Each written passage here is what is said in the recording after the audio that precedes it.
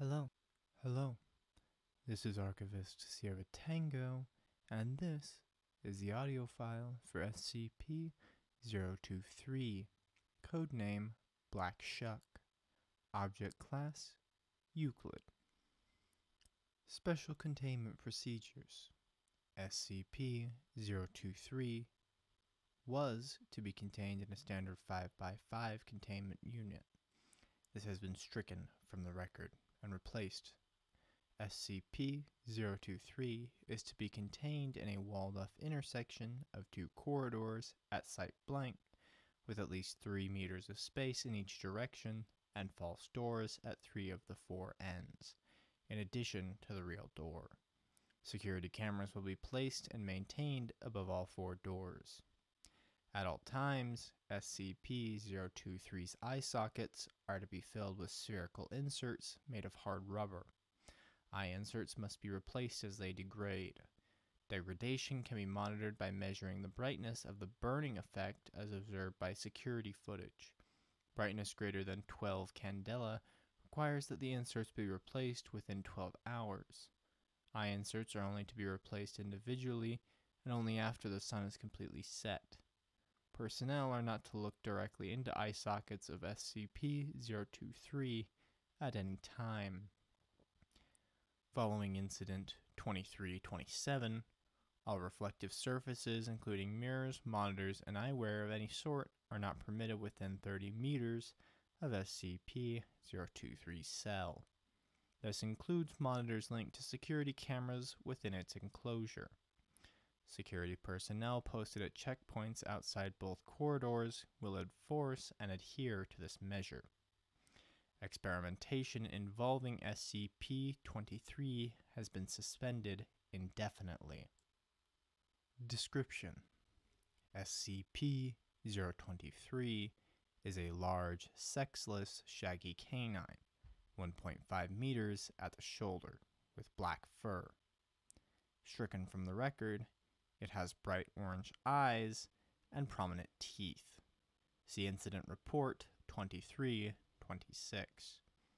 Anytime an individual makes eye contact with SCP-23, either that person or a member of their immediate family will die exactly 1 year after eye contact is broken. Research into the method of selection is incomplete due to a moratorium on experiments, but the available data suggests that having a larger immediate family lessens the chance of the individual making eye contact themselves dying, and neither a pattern nor a preference in victim types has been found. This may indicate that SCP-23's victim is designated entirely at random, but it is unknown whether this selection occurs at the beginning or at the end of the 1-year time period. Attempts to terminate an individual who has made eye contact with SCP-23 and their entire immediate family before the 1-year period has ended, that data has been expunged. Autopsies of individuals killed by SCP-23's effect show that while outwardly appearing unharmed, their remains have been filled in with highly compacted ash, including but not limited to all internal organ systems and the circulatory system. Muscle, tissue, bones, and brain tissue universally show signs of exposure to temperatures above blank degrees Celsius. If not contained in a setting that is at least superficially resembling a crossroads, SCP-23 will phase through walls to get to the nearest suitable location, incinerating all materials it passes through. SCP-23 was first brought to the Foundation's attention when it attacked a church in blank while it was in session, killing blank civilians directly and redacted as a result of eye contact. Following retrieval of SCP-23, Class B amnestics were administered to all witnesses and surviving victims. This incident was covered up as a case of arson. Addendum 2301. SCP-23 broke containment on remove date by passing through its cell wall, Incident 23-1. SCP-23 was later discovered at the intersection of two corridors elsewhere in Site Blank. Agent Blank noted that SCP-23's similarity to a blank. Special containment procedures for SCP-23 updated. Assistant Researcher Blank issued a reprimand for negligence. Addendum 2302. SCP-23 has been responsible for the deaths of blank personnel and blank civilians since it was first brought into containment on 10/12/94. Addendum 2303. Request for reclassification to Keter pending. Addendum 2304. Due to both anomalies focusing on specific geographic spaces, their destructive capabilities, and canine appearance, it is possible that SCP-1111-1 may be a variant of the same phenomenon observed in SCP-23, or vice versa. Investigation into the origin of both anomalies is ongoing. Due to the inability to capture SCP-1111-1 for study, investigations are currently focused on SCP-23. Incident 2327. SCP involved, only SCP-23. Personnel involved, Dr. Blank, and data expunged. Date, blank. Location, Site blank. Description, timeline of events. 010.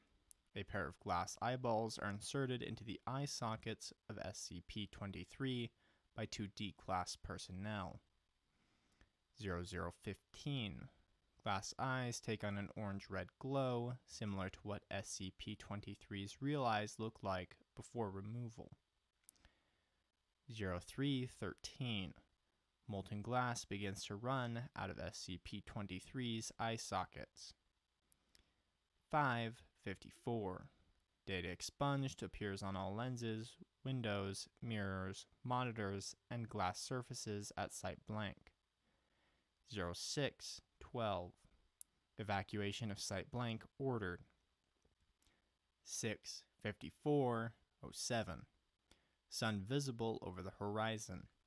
D-Class personnel sent in to check area around SCP-23's exclosure. Data expunged gone. Only trace of SCP-23 is a burnt section of floor around a puddle of colored glass. Personal log of Dr. Blank. Date blank. It's my fault. I have doomed my research team and possibly the rest of the facility. All that's left is to keep trying. We must contain SCP-23. Note: on date redacted, 1 year after Incident 2327, blank personnel were interred in a mass grave outside Site blank. Incident log 2326. SCP involved, SCP-23. Personnel involved, Dr. Blank and 5 D-Class personnel. Date: this date range is expunged. Location: Site blank. Description: in an attempt to curtail the danger posed by SCP-23, Dr. Blank has approved the removal of both SCP-23's eyes and teeth. Immediately after both of its eyes were removed, SCP-23 breached security by vanishing completely. SCP-23 was reobtained on a stretch of Interstate blank at 4:37 p.m. and brought back into containment, where D-Class personnel finished pulling out its teeth. While the total number of civilians exposed to SCP-23 during this period is unknown, death record monitoring has tied 9 civilian deaths to this incident. Timestamps confirmed over the course of the next 48 hours that SCP-23 vanished only while the sun was visible in the sky from outside Site blank. Addendum 2326-1. As of date expunged, Dr. Blank has been suspended pending disciplinary review for contributing to, if not directly being responsible, for Incident 2326. Dr. Blank is now in charge of SCP-23. The increased difficulties in containment that have occurred as a result of Dr. Blank should serve to remind all personnel of the Foundation's purpose: secure, contain, and protect. Research, experimentation, convenience, and even the safety of the Foundation personnel are secondary concerns. We are not working to protect ourselves. 05 blank. Addendum 2326-2. A total of blank bodies with a time of death exactly 1 year after Incident 2326 have been identified as consistent with SCP-23 exposure. Related Document to SCP-23, titled Mother's Love. The passions of the dead can be vast and mighty, but we are not all powerful. There are things I can never see. There are things I can never touch. There are things I can never overpower. Because of that, there are many things I can never protect my children who birthed me from. Because of that, oftentimes they die in bitterness and pain. Because of that, their deaths can also birth hates, large and small. Hates are things I can see and touch. I must see and touch them, because my children who birthed me cannot. I must protect my children who birthed me where I can, just as my strange brethren are driven to curse them. I do not have the power to unmake hates. The best I can do is bind them to a seal made from things that my children who birthed me can see and touch. The truth of our nature is all we have and are, and denial of that truth is denial of our power. But more importantly, my children who birthed me can guard themselves against what they can see and touch. The form of a ladybird beetle or butterfly is a fine seal for small hates. In a seal of that size, it is easy for me to reduce the power of their curses to almost nothing. The larger seals needed to hold larger hates are more difficult. A hate sealed as a cat can still cause sickness and misfortune. Then there are two vast hates, burst from war and plagues that kill together many of my children who birthed me. There are a few loves vast enough to destroy and deny the truth of their nature, but I have tried once. It was a hate birthed out of the smoldering rage and the hearts of so many who died knowing that their bodies would be burned together in a pit of pestilence and anonymity. I rarely call upon the power of the light that brings life to create a seal, but there is little choice against a hate natured so strongly of death. The weakest part of any seal is always the eyes, because they are the windows to the soul. My children who birthed me only believe in that as a concept, but concepts are far more real to my brethren, whether they are strange or not. And I, then, what my children who birthed me would think of as concrete. To line up the windows is to make an open path between a soul and the most vile curse a sealed hate can still inflict. I used every method I know to reinforce the seal's eyes, but even then I could not stop it from setting a cause of death in anyone it met gazes with.